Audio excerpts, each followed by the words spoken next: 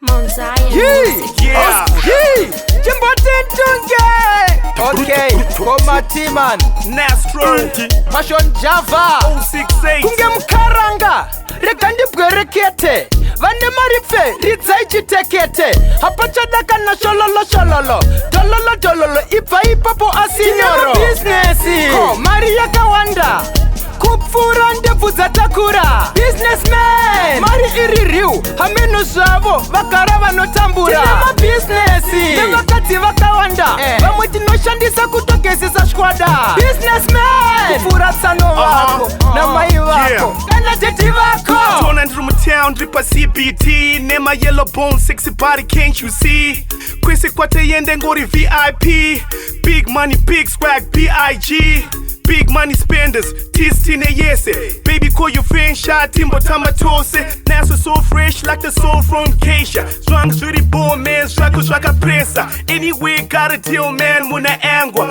Phone kurira and the Philip G Yangwa. Naso is the king man, I used to be the mayor. Dini number 9 man, 068 player. Tinema business Maria Kawanda Yeah. Kupfura ndevu za takura Businessman Mari iririu Hameno zavo Vakara vanotambura Tinema business Nevakati vakawanda Vamwe tinoshandisa kutogezesa shkwada Businessman Kupfura tsano vako Na mai vako Enda teti vako Varitive cash Nofura mabebi voti esh Angoti puhash Trukuda kubash esh Bauya varitive cash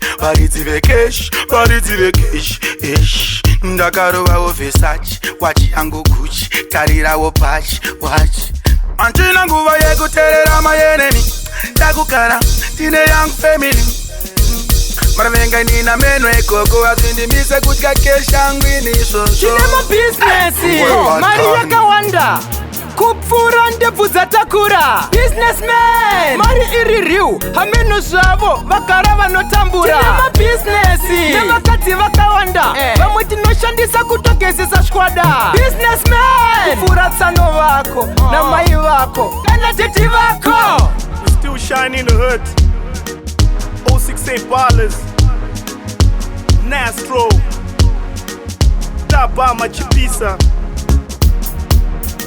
Achete zoma transfers Takwita zoma recruitments Yeah Dom the Monko